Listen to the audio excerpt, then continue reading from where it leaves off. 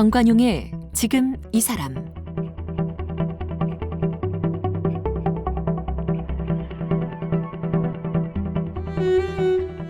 여러분 안녕하십니까? 정관용입니다. 어제에 이어서 1세대 인디밴드 언니네 이발관의 리더 이석원 작가와의 만남 이어가겠습니다. 어제는 이 언니네 이발관이 어떻게 탄생됐는지 이야기 들어봤었죠. 처음부터 멤버들 구성해서 시작한 게 아니라 이석원 씨가 PC통신의 음악 동호회 모임하면서 실체도 없는 가짜 밴드 이름을 붙였고, 그 다음에 실제로 구성을 해서 첫 앨범을 내는 그 이야기까지 한번 들어봤습니다. 오늘은 언니네 밴드 활동 이야기, 그리고 지금은 이제 노래가 아닌 작가로의 삶을 살아가는 이석원 씨의 일상까지 들어보도록 하죠. 1990년 1집 이름이 비둘기는 하늘의 쥐. 네. 하여튼 언니네 이발관도 그렇고 제목이 다 독특해요. 근데 사실 제가 제목이나 가사 같은 것에 이렇게 별로 의미를 두는 편이 아니어가지고 그것 역시 별 의미는 없습니다. 그러니까 근데 독특하잖아요. 네, 그렇긴 한데 그 뒤로는 별로 독특한 제목이 아니고 제가 사실 음악을 하지 않고 들을 때부터 팝송을 그렇게 많이 들었는데도 가사 번역을 한 번도 해본 적이 없어요. 그러니까 가사 자체에 되게 관심이 없고 그냥 운율에 네, 집중하는. 곡 제목이나 뭐 팀 이름이나 가사나 이런 거에 거의 의미를 두지 않았기 때문에 제가 할 때도 제가 짓는 가사나 뭐 곡 제목이나 팀 이름이나 그렇게 큰 의미가 없는. 대충 지어요? 대충 짓진 않지만 비둘기는 하늘의 쥐. 그거는 뭐냐면 정확한지 모르겠는데 우디 알렌 영화에 나오는 어떤 대사로 알고 있어요. 제가 비둘기를 되게 싫어해가지고 근데 앨범 내용이랑 비둘기를 싫어하는 것하고 앨범 내용이랑은 아무 상관없지만 그냥 지은 거죠. 그냥 우디 앨런 영화에 나오는 것 기억은 있고 제가 제목을 짓고 나서 알았어요. 이거 아까 그 언니네 이발관은 그 전파상 아저씨가 끼워준 일본 성인 영화 제목이었다고 그러고 참 다 독특합니다. 영화 제목이 되게 좀 여러 개 들어가 있어요. 곡 제목들 중에. 그리고 그 96년 그 당시가 인디 밴드들이 막 나오던 그 시절이었죠. 그렇죠. 맞아요. 그 중에 지금까지도 활동하는 밴드들이 있나요? 뭐 크라잉넛하고 노브레인 생각나고 다른 팀들도 있을 건데 당장은 그 두 팀. 크라잉넛, 노브레인 둘 다 이석원 씨보다 조금 다 후배들 연배 아닌가요? 음악을 시작한 시기가 비슷했기 때문에 후배라고 할 수는 없고 동생들이죠. 같이 그러니까. 시작한 동생들. 그죠. 맞아요. 특히나 이 인디 밴드 씬은 선후배 개념이라는 게 잘 없어가지고. 어쨌든 근데 지금까지도 활동하고 있는 분들이 있긴 있어요, 분명히. 네. 그리고 이제 2집을 냈는데 2집은 망했죠. 네. 그래서 한동안 밴드 활동을 접었다면서요? 제가 사실 1집은 좀 멋모르고 만든 감이 있었고 2집은 이제 좀 뭘 알게 된 상태에서 나름대로 야심을 담아서 만든 거예요. 자신도 결과물이 있었고 했는데 반응이 너무 안 좋고 앞이 안 보이더라고요. 그래서 앨범 내고 얼마 안 돼서 그냥 제가 그 활동을 접었습니다. 그러니까 밴드 해체라고 굳이 선언은 안 했지만 그냥 뭐 잠정 휴직이 정도? 그럼 뭐 하셨어요? 그럼 그동안에는? 그 다음에는 회사 다녔어요. 어느 회사요? 당시에 2000년대 초반이었기 때문에 그 우리나라의 인터넷 벤처 붐이 완전히 폭발했을 때였어요. 그렇죠. 그래서 벤처 회사들 많이 다니고 또 뭐 공연 기획사 들어가서 공연 기획 일도 해보고 제가 살아오면서 이렇게 좀 경험해본 일들이 되게 많아요. 제 스스로 이제 잡지사를 차린 적도 있었고, 잡지사 일도 했었고, 뭐 신문에 글도 썼었고, 이런저런 뭐 와인도 팔았었고, 또 경험을 많이 했는데, 하여튼 그때 2000년대 초반에는 하여튼 회사를 많이 인터넷 벤처 회사들. 2집 망한 직후네요, 그게. 그러다가 다시 모여서 3집을 시작하게 된 건 그럼 어떤 계기가 있었던 겁니까? 그때 저한테 뭐 음악을 꼭 다시 해야 되겠다라는 의지가 있었던 거는 아니었는데 그 당시 제가 결혼을 한 상태였고 이제 와이프하고 같이 기르던 개가 있었어요. 근데 그 개가 어느 날 이마에 이렇게 뿔이 솟는 거예요. 뿔이? 네. 그래서 뭐 다른 여러 가지 뭐 개들이 그 자주 그 잘 걸릴 수 있는 그런 흔한 병들은 좀 웬만해서는 다 아는데 저도 뿔 자란다. 이마에 뿔이 솟으니까 처음 들어봐요. 예, 그래서 이 병원 저 병원 다니다가 결국에는 서울대학병원 수의 그 동물병원까지 갔는데 진단을 조직 검사를 해보더니 암이다. 그러니까 근육종 일종의 암인 거예요. 근데 수술비가 무지하게 들어가고 아이고. 병원도 이미 너무 많이 다녔고 그래서 그때 제가 내가 이 아이를 책임을 져야 되는데 지금 내 능력 이상의 지금 돈이 들어간다. 나한테 지금 되게 목돈이 필요한데 나라는 사람이 지금 이 목돈을 구할 방법을 생각해 보니까 음악하는 거밖에 없는 거예요. 계약을 하면 일단 당장 계약금으로 뭐 목돈을 받는다든가 그럴 수가 있으니까. 그렇죠. 예. 그 계기로 해서 다시 또 좀 우연찮게 다시 음악을 시작하게 됐어요. 이것도 또 우연이네요. 뭐. 강아지 때문에 목돈이 들어가니 3집 앨범 만들어야 되겠다. 네. 떠밀리듯이. 뭐 하여튼 예. 그러니까 음악이 주 이유는 아니었던 거죠. 네, 예. 그러고 또 그 몇 년 직장 생활하면서 속 안에 또 음악에 대한 갈증이 쌓였겠죠. 없었습니다. 저는 그런 거 진짜 없었어요. 진짜 없었어요. 예. 그런데 그렇게 해서 만든 3집 앨범 꿈의 팝송이 진짜 이거야말로 뭐 선주문 매진되고 뭐 쇼케이스에 사람이 너무 많이 오고 대박 났잖아요. 근데 네, 뭐 그냥 작은 성과가 있었는데 예. 제가 볼 때는 그 앨범이 뭐 그렇게 특출난 앨범이어서는 아니고 두 번째 앨범이 그 망했던 두 번째 앨범이 뒤늦게 좀 좋은 평가를 얻었어요. 그래서 그 후광을 좀 입었던 게 아닌가 하는. 요즘 말로 하면 역주행. 근데 역주행이면은 이제 두 번째 앨범이 잘 돼야 되는데 예. 그 후광으로 세 번째 앨범이 덕을 본 거니까 약간은 다른. 네. 그렇게 그 음반 하나하나 작업하는 사이에 기간이 한 뭐 3년, 4년? 그렇게 네, 그 걸리죠? 98년도에 2집이었고 2002년도에 3집이니까 4년 텀이 있었죠. 그래서 그때 좀 나름대로 잘 되긴 잘 돼서 제가 속으로 계속 의아하다는 생각은 했었어요. 이 정도로 잘 될 앨범이 아닌데 이상하다라는 생각은 했는데 어느 순간 이렇게 내리막길을 걷더라고요. 그렇게 이제 앨범이 나오고 그러면 활동이 많아지지만 그 앨범과 앨범 사이에 한 예를 들어 4년이다 그러면 네. 그 기간에도 공연은 쭉 이어지는 거예요? 아니면 그 자체가 없었던 기간도 있었던 거예요? 저희 밴드가 정상적으로 활동을 했으면 그 텀이 아무리 길어도 계속 공연을 하죠. 그러니까요. 근데 당시에는 이제 음악을 관두고 회사를 다니던 상황이었기 때문에 못했었군요. 네. 그 앨범을 내면서 활동이 시작됐다고 봐야죠. 3집을 내면서부터. 네. 그때부터 6집 나오던 때까지는 그러면 중간 휴지기가 아예 없어요? 중간에도 또 있어요? 중간에 4집 내고 나서 제가 그 와인 인사동에서 와인을 팔았어요. 그게 한 약간 카페에 만들었었죠. 네, 와인바. 이름도 언니네 이발관. 살롱도 언니네 이발관이라고 그죠. 해서. 예. 그건 또 왜 하게 된 거예요? 그러니까 아까도 말씀드렸지만 제가 이렇게 음악을 하면서 음악이 좋아서 한 사람이 아니었기 때문에 언제든지 기회만 있으면 음악 그만둘 생각을 항상 했었어요.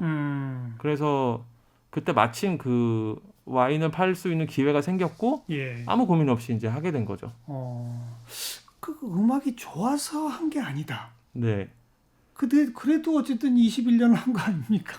그러니까 그게 저는 돌이켜 보면은 되게 저 자신한테 저를 좀 이렇게 유기한 게 아닌가. 되게 소중한 시간인데 그렇게 뭔가를 너무 하기 싫어하면서 21년을 버텼다는 게 돌이켜 보면 너무 저 자신한테 죄를 지은 기분이 드는 거죠. 음악을 그렇게 듣기 좋아했고 네. 듣는 건 지금도 좋아하죠. 아니요. 아니 또 그것도 아니에요. 그러니까 제가 음악을 하는 게 싫어진 이유가 되게 여러 가지가 있는데 음악을 직업적으로 하게 되면서 음악 듣는 즐거움을 잃어버렸어요.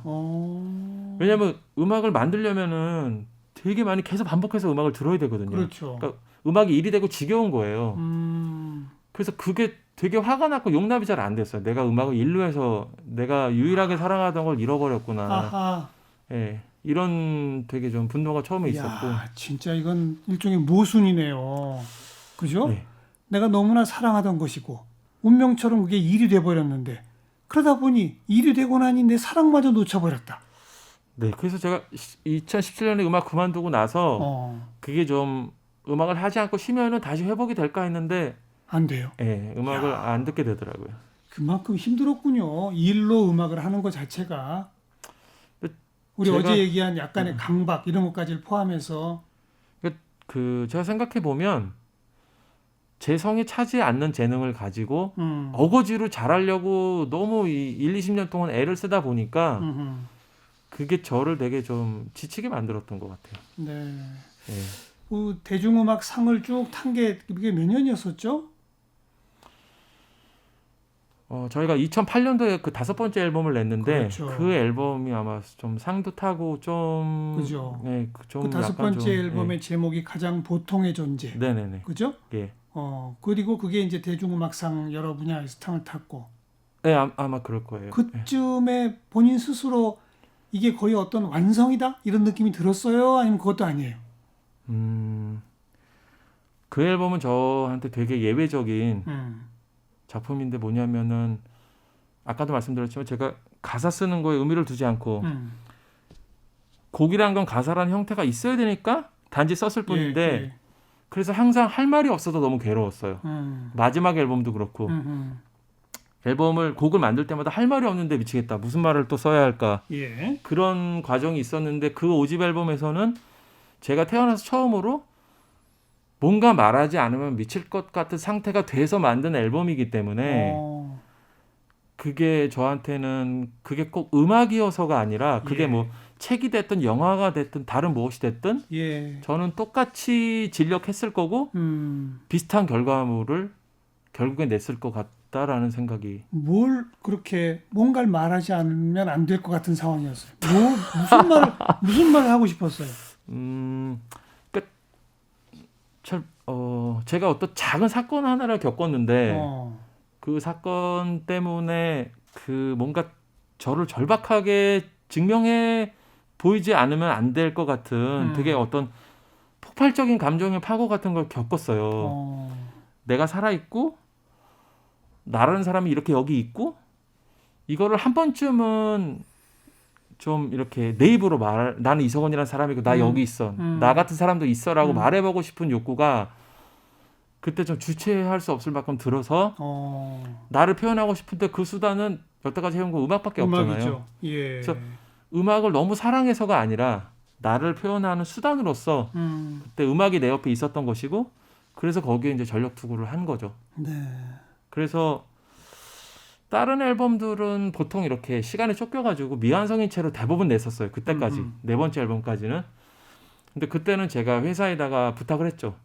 내가 됐다고 할 때까지 절대로 이 작업을 끊지를 마라. 아무리 시간이나 돈이 들어가도 부탁이다. 그래서 이제 원 없이 작업했고 그때 체중이 한 16kg가 빠졌었어요. 16kg? 네. 와. 그때 뭐 하여튼 몸도 너무 많이 상했고 하여튼 할 수 있는 모든 노력은 그때 다 해본 것 같아요. 방금 뭐 어떤 사건, 작은 사건이라고 표현했는데 그걸 이렇게 했었어요. 모든 것은 어느 날 자신이 결코 특별한 존재가 아니라는 섬뜩한 자각을 하게 된 어떤 사건으로부터 비롯되었다. 그죠? 네네네. 어떤 사건이에요? 그 질문을 좀 제가 많이 받았는데 사실 밝힌 적은 한 번도 없어요. 제 일기장에는 써 있는데 밝히기를 원하지는 않지만 저로서는 아무튼 되게 좀 인생의 큰 사건이었다. 남들이 들으면 별거 아닐 수도 있는 되게 일상적인 사건이었어요. 그거는 밝힐 수는 없다. 네. 그럼 사건이 뭔지는 모르겠는데 그걸 통해서 깨달았다는 게 섬뜩한 자각이라는 게 자신이 결코 특별한 존재가 아니라는 섬뜩한 자각. 전 이게 의미가 있는 것 같거든요. 무슨 뜻이죠? 근데 뭐 그게 어떤 뭐 되게 깊은 이해를 요하는 심오한 표현은 아니고 그러니까 왜 어렸을 때는 좀 이렇게 내가 되게 특별하다고 믿으면서 살다가 그게 나이 먹으면서 하나둘씩 계속 꺾이잖아요. 그러면서 또 그러니까 내가 뭐 별것 아닌 거 평범한 존재라는 사실을 이제 받아들여 가는 게 저는 어른이 되어가는 과정이라고 생각하거든요. 그게 저는 좀 미련이 많은 사람이다 보니까 약간 늦되게 왔던 것 같아요. 지금 생각하면 약간 좀 부끄럽기도 한데 그때 당시에로서는 뭐 인간적인 되게 자연스러운 어떤 감정이나 욕구라고 생각하기 때문에 그래서 특별한 존재가 아니다. 나는 그냥 보통의 존재다. 라는 깨달음.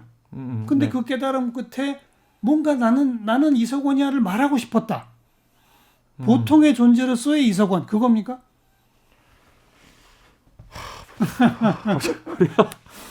그러니까 제가 사실 이 앨범을 너무 힘들게 작업을 했어가지고 이 앨범 이후에 이 앨범에 대한 기억을 다 놔버렸거든요. 그래서 전에도 한번 뭐 보통의 존재가 그래서 뭐냐, 예. 뭐 가장 보통의 존재는 뭐냐, 뭐 이런 질문을 받으면 그때마다 항상 말문이 막혀요. 제가 머릿속에서 그때 일들을 많이 포맷해 버린 것 같아요. 네. 그래서 다른 거로만 주주주주 대답을 할 수 있어도 알겠습니다. 예. 아무튼 2008년 5집 가장 보통의 존재, 그리고 2009년에 첫 그 책으로 보통의 존재라는 산문집을 또 냈잖아요. 네. 이것도 지금까지 스테디셀러로 계속 사랑을 받고 있는데, 그러니까 제가 해석컨대는 어떤 사건으로 내가 특별한 존재라기보다 그냥 보통의 존재야. 그래, 나 보통의 존재 이석원이야. 이걸 음악으로, 글로 표현해내느라 산통을 겪은 그 시기였군요. 체중도 빠지고. 그게 뭔지를 궁금해하시는 분들은 음악을 듣거나 책을 읽으면 되겠네요. 제가 선생님 그 출연하시는 프로를 항상 자주 챙겨보는데 네. 이 출연자가 하는 말씀을 되게 정리를 잘 해주시잖아요. 거의 습관적으로 정리를 하시는데 예. 그걸 제가 겪으니까 너무 신기하네요. 월요병 콘서트라는 건 뭐였어요? 그거는 그러니까 일종의 고육지책으로 나온 제가 생각을 기획을 해낸 건데 우리나라는 이 밴드가 활동할 수 있는 지형이 수도권 밖을 벗어나면 관객 수가 기하급수적으로 줄어요. 뚝 떨어지죠. 예. 부산을 가도 그렇고 대구를 가도 그렇고 예. 서울하고 너무 격차가 많이 나서 결국에는 서울에서 늘 오던 관객들을 가지고 공연을 해야 되는 상황인 거예요. 대부분의 밴드들이. 그렇다 보니까 그러면은 기왕에 항상 늘 같은 사람들한테 공연을 하려면 뭔가 그때마다 변화를 줘야 하지 않을까 해서 마치 무한도전처럼 매 공연마다 제가 거기다가 프로그램을 부여를 한 거예요. 뭐 오늘은 음주 월요병이다. 그래서 관객도 뮤지션도 같이 술을 마시면서 공연하고 보고 듣고. 그리고 월요일 날. 그렇죠. 네. 보통 월요일은 공연 쉬잖아요. 맞아요. 근데 그것도 이제 보통 주말에 하는 공연인데 예. 관객들의 월요병을 우리가 없애주겠다. 뭐 이런 취지로 월요병 콘서트를 기다리면서 월요병을 없애라. 뭐 이런 틈새를 노리는 식으로 했군요. 그러니까 공연을 통해서 저희는 어쨌든 먹고 살아야 하는 밴드이기 때문에 뭐 이렇게 저렇게 막 이제 생각을 한 거죠. 여기저기 제가. 아이디어를 접어서 예. 그 중에 하나가 월요병 콘서트. 맞습니다. 사람들 많이 왔어요? 여기는 인기 끌었어요? 이게 이제 소규모 극장에서 되게 여러 번 하는 공연이에요. 그래서 만약에 뭐 30번을 하면 30번 다 오시고, 예, 왜냐하면은 그때마다 뭐 이렇게 좀 프로그램들이 다양하게 있었기 때문에. 예. 그래요. 어렵게 만든 5집, 그리고 이제 마지막 6집까지도 또 기간이 길어요, 그죠? 그게 그러니까 9년 만에 앨범이 나왔는데 9년 동안 작업을 한 건 아니고. 물론 그러겠죠. 제가 1, 2, 3, 4집을 뭐 이렇게 별로 하고 싶은 말이 없는 상태에서 좀 과장해서 마지못해 냈다면 5집은 내가 너무 할 말이 많아서 낸 앨범이고 예. 다시 그전 상태로 돌아간 거예요. 이제 할 말을 다 했으니까. 그래서 또 할 말이 없어지니까 곡을 만드는 게 얼마나 힘들겠어요. 어려웠겠죠. 예, 계약은 했는데 앨범은 내야 되고 곡은 안 나오고 나이 먹으니까 더 그러고 너무 하기는 싫고 지쳤으니까. 예. 그래서 뭐 이렇게 저렇게 하다가 9년 세월이 간 것 같아요. 그리고 6집을 내면서 이제는 그만이다. 네, 제가 뭐 할 만큼 했다라고 생각하고. 이제 그만이다라고 선언하고 뭐 거의 걷지 못할 만큼 아팠어요? 그거는 이제 그 음악 그만두고 몇 달 있다가 원인 불명으로 보행장애가 오더라고요. 그래서 한 근 1년 못 걷고. 보행장애가 그렇게 심했어요? 근데 병원에서는 진단을 못 해요? 네, 뭐 MRI고 뭐고 아무리 다 찍어도 아무 이상 없다. 근데 못 걸었어요? 네. 그러니까 또 신경적인 장애도 있어가지고. 네, 어떻게 극복했습니까? 저절로 없어지던가요? 시간이 지나니까? 근데 그게 쉬어서 저절로 호전이 된 건지 아니면은 제가 이제 치료를 받는다고 여기저기 다녔거든요. 예. 그래서 그게 효과를 본 건지 그거는 뭐 저는 이제 모르겠는데 예. 한 1년 정도 지나니까 조금씩 다시 걸을 수 있게 되더라고요. 그리고 2009년에 첫 책 아까 소개한 보통의 존재라는 책 낸 이후에 산문집 게다가 장편 소설까지 썼네요. 그거 되게 좀 부끄러운 기억인데 저 노란 보통의 존재라는 책을 내고 저 책이 좀 사람들한테 좀 과분하게 환영을 받았어요. 그래서 제 이제 조급한 마음에 에세이다 보니까 예. 소설을 써야 글로 인정받지 않을까 그런 생각을 다들 뜯어말리는데 제가 했어요. 소설 당시에 출판사 그 마케팅 과장님도 작가님 소설은 안 팔려요 막 그러시는데 제가 아니야 나는 할 수 있어요. 한 4년 매달렸는데 예, 되게 처절하게 외면받고. 예. 글 쓰는 건 어려서부터 좋아했어요? 아까 일기예도 자주 하던데. 저는 글은 거의 숨쉬듯이 어려서부터 지금까지 항상 일기를 써왔어요. 야, 평생. 그래요? 예. 지금 보통의 존재 책 날개를 보면 이석원 1971년생 그 밑에 나이 탐험가라고 써 있거든요. 네네. 너무 매력적이에요. 저 이렇게 쓴 사람 처음 봤습니다. 그 별 의미는 아니고 제가 이제 한 39년, 40년 살아온 제 나름의 삶은 담은 책이기 때문에 근데 저는 사실 나이 먹는 게 별로 이렇게 두렵지가 않고 처음 먹는 나이잖아요. 제가 이제 지금 이제 50 하나인데 처음 겪는 50 하나니까 그 자체를 되게 설레임이 있고 되게 어떤 신기함이 있고 그래서 나이를 한 해 한 해 탐험한다는 기분으로 살거든요. 그러니까 예. 사실은요 모든 인간이 나이 탐험가예요. 그렇죠. 모든 인간이 처음 맞는 나이를 경험하는 거 아닙니까? 맞습니다. 그런데 그걸 나는 나이 탐험가야. 나는 처음 맞는 51살이 지금 설레. 이렇게 느낄 수 있는 사람이 드문 거죠. 그런가? 그래서 이게 참 전 참신하고 대단하다는 겁니다. 10몇 년 전에 이런 표현을 써낼 수 있었다는 거. 아니. 지금도 그렇게 사시는 거잖아요. 나이 탐험하면서. 그렇죠. 예. 하루하루 한 해 한 해 그렇게. 지금은 주로 하시는 일이 그럼 글 쓰는 거? 네, 2017년도 이제 음악은 완전히 그만뒀기 때문에 일단은 지금 글을 쓰고 있습니다. 소설? 아니요, 이제 소설은 한 번으로 끝나는 거예요? 네, 소설은 왜냐하면 제가 소설을 그러니까 소설에 대한 어떤 학습이나 경험이 없는 상태에서 소설을 냈기 때문에 아직은 두 번째 소설을 쓸 역량은 안 되는 것 같고. 네. 그 후에도 뭐 언제 들어도 좋은 말, 우리가 보낸 가장 긴 밤, 2인조 이런 등 이제 산문집들을 쭉 내는데 지금도 이제 그런 글들을 꾸준히 쓰고 있고. 희한하게 독자들께서 책을 좀 많이 찾아주셔가지고 일단은 지금 거기 집중하고 있습니다. 어제 오늘 우리 언니네 이발관 이야기를 쭉 들었는데 21년을 해온 밴드. 그러나 나는 음악이 하고 싶어서가 아니라 하다 보니 그렇게 됐고 일이 되다 보니 음악 듣는 것조차 싫어지더라. 이런 충격적 자기 고백도 들었고요. 그리고 어제 또 그런 표현 썼죠. 난 지금도 내가 뭘 하고 싶은지 찾고 있다. 그죠? 그래서 지금도 글에 대해서도 똑같은 고민을 하고 있어요. 이게 또 일이 되니까. 그래서 이거는 음악처럼 잃어버리지 않으려고 지금 좀 애를 쓰고 있는 거죠. 또 그 글 쓰는 거 외에도 뭔가 하고 싶은 걸 또 찾고 있다. 그래서 찾고 있는 거죠. 글을 통해서. 소모될까 봐. 뭐 좀 손에 잡히는 게 있어요? 그래서? 뭐 몇 가지 생각들은 있는데 예를 들면 지금 밝히기는 좀